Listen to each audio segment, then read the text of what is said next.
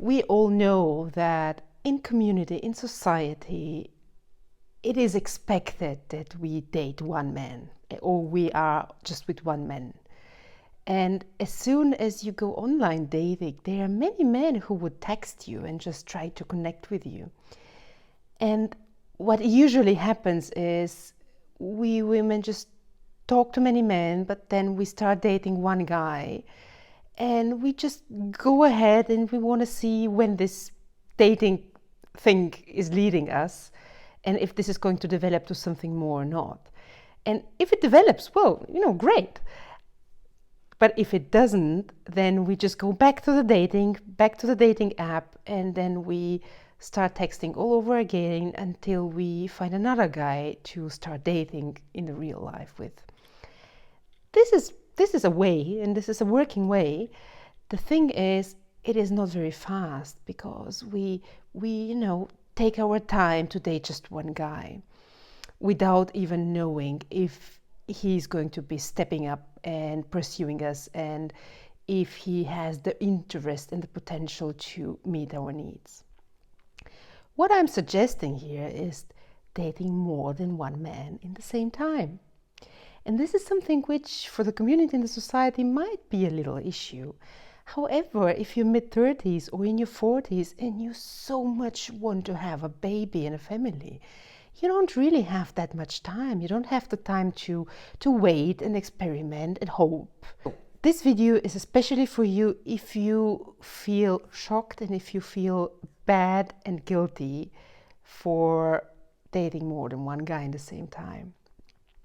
And I want to do a comparison today between the online dating process and the process of creating a new life, the process of conception in the human body. Now, if you look into our body, whenever you have a sexual intercourse, you receive a batch of 250 million little sperms. They enter your vagina. And our vagina is created to protect us from having inflammations. That's why she's having a sour pH, which is not friendly to any third body, so also to the sperm. And the sperm, these 250 million sperms, they enter there and they immediately have to face an issue with this sour pH. Beside of that, if they want to get to our egg, they need to swim upwards against the gravity towards our cervix. And they're so tiny little, if you would compare them in the size of a person as one sperm, then the sperm has to climb Mount Everest in order to get to the cervix. So here, automatically, the female body is sorting out 80% of the sperm within the first 30-40 minutes after the intercourse. All sperms which are not strong enough, they die from the sour pH. All sperms which don't have the ability to swim steady and consistently upwards and don't have the strength, they also never get to the cervix and they just die later on. So basically only 20% of the sperm swims up to the cervix. In the days before ovulation, you ladies know that our cervical mucus does change its consistency.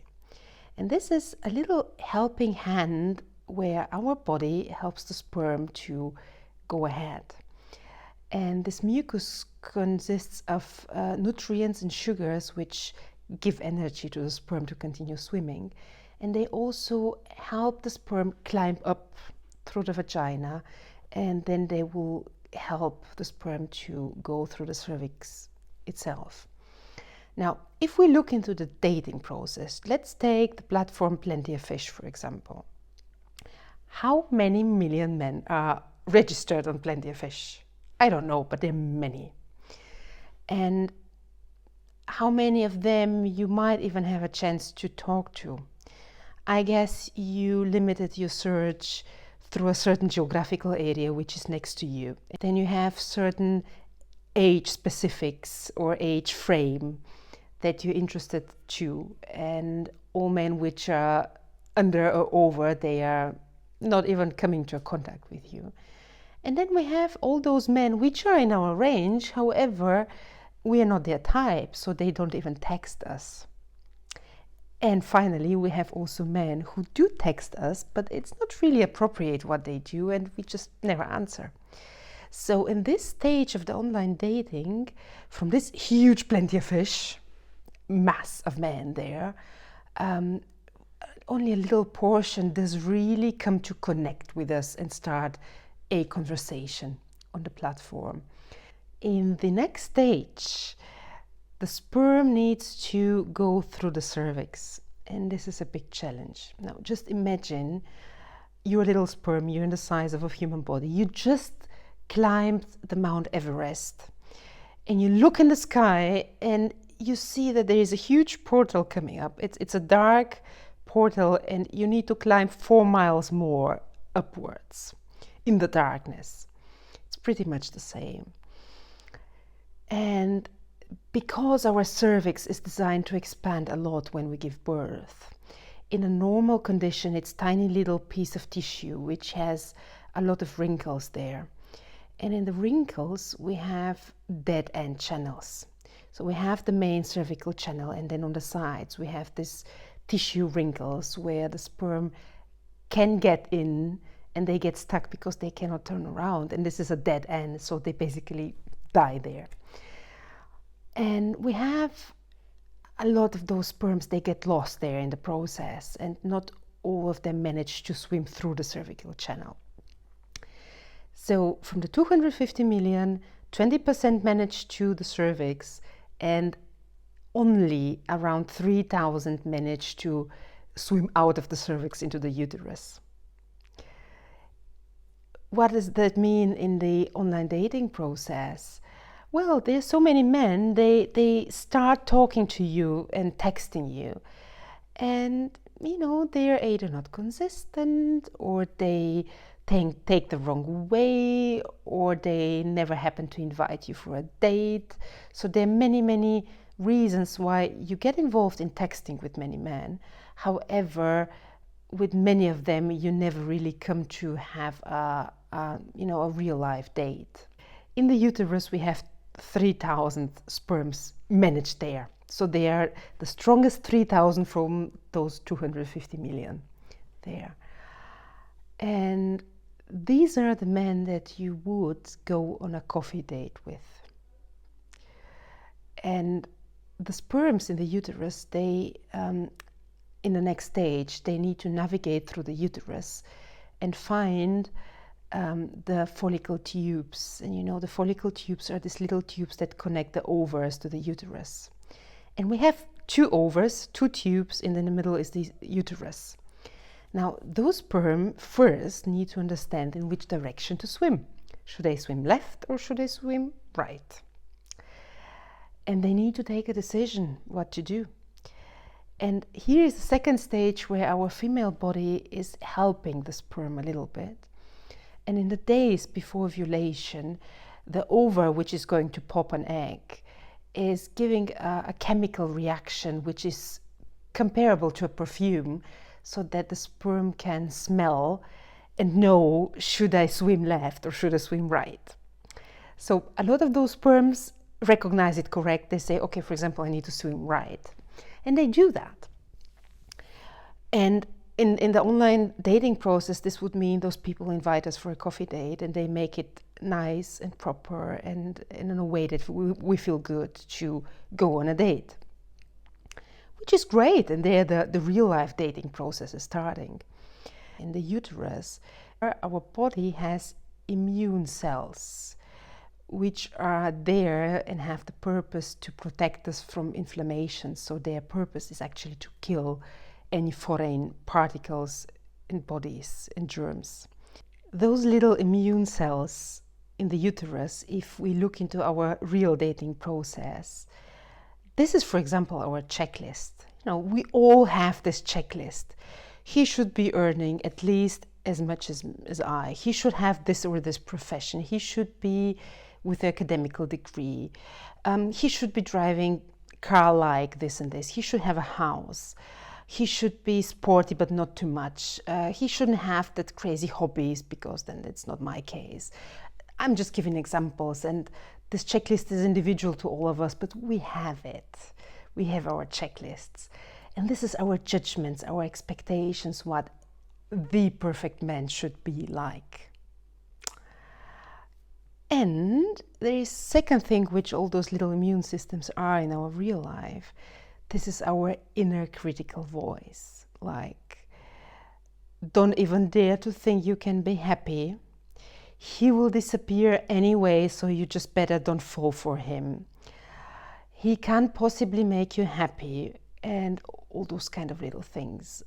And also very often we also deep down inside ourselves, we feel not worthy of love too. This poor little sperm needs to navigate that, and in real life it's just those men who need to navigate in between our critical voice and our checklist to prove that they're really great guys. And it is all about consistency and steadiness and being present, stepping up, and leading us step by step forward in the relationship. So the strongest man in the real dating life and the strongest sperm in the uterus, they manage to have this huge long journey, and they get to the follicle tube. Now in the follicle tube, only plus minus around 30 sperms arrive, somewhere between 20 and 50.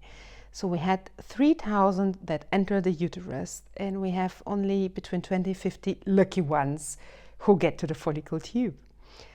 And there our body helps them again. This is the third time we help them, because the fluids there are full of nutrients, and they help the sperm come back to strength. They also help the sperm to survive for a couple of days, waiting for the egg to pop. Our ova pops the egg. This is our, the ultimate feminine energy is actually our female egg. And what the egg does, the egg is just popping, being gorgeous, being there into the follicle tube. And it is also giving a chemical reaction, which is again like a perfume, which is a signal to those around 30 sperms to wake up and come over. So they smell it immediately, and they start swimming extremely strong, so they get like overactive towards the egg. And they meet the egg, and then we have this many little sperms surrounding the egg.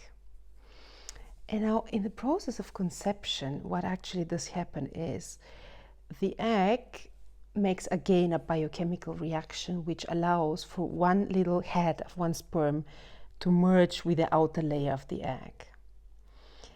And then when they merge, then we have this new life created, new person on the way. And notice the final decision of whom to merge with is done by the egg. Notice also this decision is done in the follicle tubes with or amongst the 20-30 best sperms. This decision is not made in the vagina. Our egg is not going all the way from the ova down to the vagina to meet just one sperm amongst those 250 millions. And what would that mean in the dating process is we just start texting with everybody who wants to text us, everybody who would like to meet us in a live date. We go for a coffee date. And then with the guys who are really consistent and steady and stepping up and being there, we continue dating them until the guys who are most active and making plans for us together outnumber the other guys that are not that active. And for sure, it is about how do you feel with this man. This is also most important. And this is where you make the choice, the same way like the egg makes the choice between or amongst the strongest men.